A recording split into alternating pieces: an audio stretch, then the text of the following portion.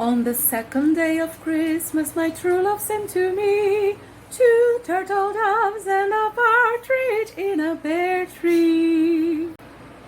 Okay, so for the second day of Christmas, my true love sent to me the gift of organization when studying.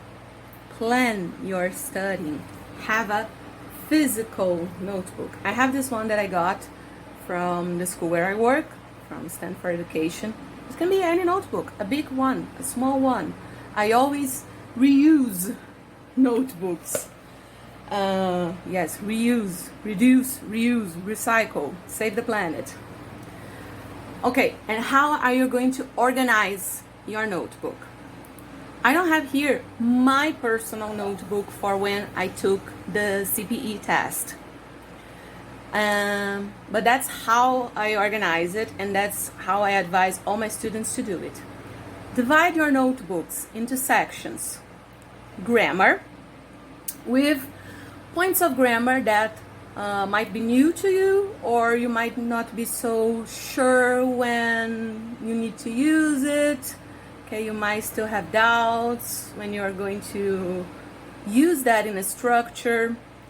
So write the grammar point, a brief explanation in your own words, okay, so that your brain makes connections, and write an example sentence using that structure, okay, so again, your brain makes connections. It's easier to remember something that is relevant to you. Next section, vocabulary.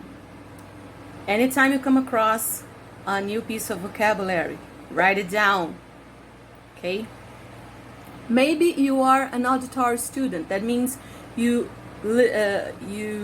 memorize, you learn faster and better through listening, okay? You can have an audio file. Cell phones record files nowadays, so do that as an audio file. What I'm going to do, you can create a virtual notebook. Oh, okay. I like physical notebooks. You can have a virtual notebook using Google Docs or any other app that you prefer. I prefer physical ones, okay? For me, it works better when I write down using a pen or a pencil, whatever. Vocabulary section. Whenever you come across a new word, a new expression, write it down. Then you write the dictionary definition. If the pronunciation is totally different from what you would expect, write the pronunciation, the transcription of the pronunciation. Either with the IPA, the symbols, the IPA symbols. I will talk about the IPA's alphabet transcriptions in another video. Or with how you understand this pronunciation. Okay, that can work if you're not very familiar with IPA. It's good to learn the IPA. We'll discuss that more later on. So, phonetic transcription, how you pronounce, because remember, you do have a speaking section. Okay, it's not only writing or multiple choice in all the tasks.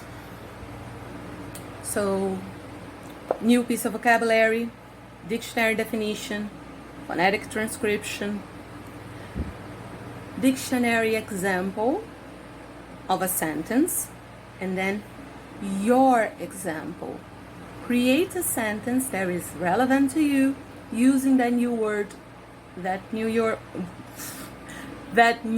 word or expression in a way that is relevant to you, because that will make your brain make connections.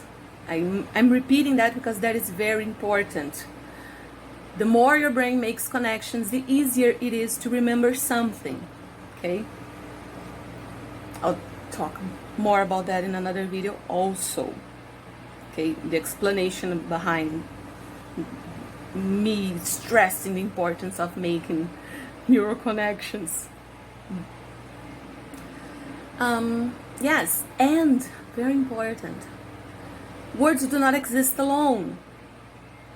They come in blocks. I like to work with the idea of Lego blocks. Okay, most often than not, they will come with other words together. Okay, before them or after them.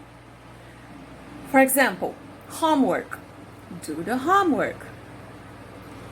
It's one collocation with homework.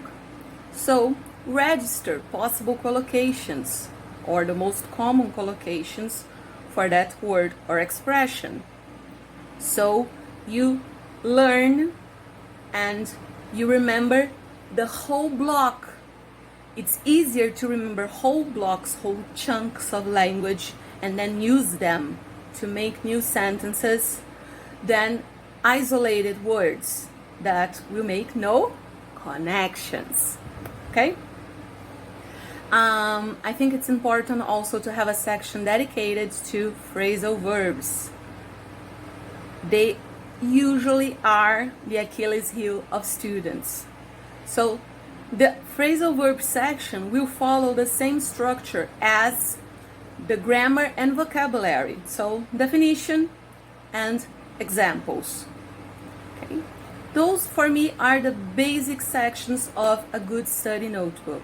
So you're going to read a lot, you're going to do a lot of exercises to practice, but keep a notebook, physical or a virtual one, to keep those records that you can easily access. Okay, I still do that. I have been doing that my whole life as a student and as a teacher, and I've been doing that for only as a teacher for more than 20 years. And for me particularly, it works very well, and I have been seeing results with my students also who do this.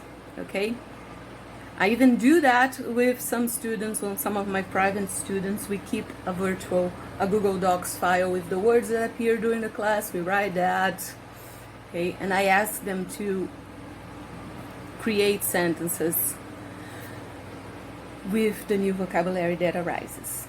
Okay, so that was a long video, but I think it's very important to have a structure when you go and study.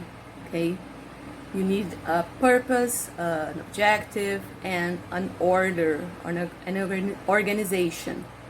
Okay, remember, it's a big investment in yourself. It's very important, very serious. You need to take that seriously. It's an investment of time and money, of effort.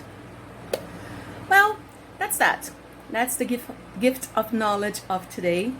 I hope you have liked it. Please leave a comment of your opinion of today's video. And if you do have any specific questions about organization, how to organize your studying, or if you have other tips that you would like to share with me, send me a direct message. Okay, let's talk a little bit more. Okay, that's that for today. The holidays. Bye bye.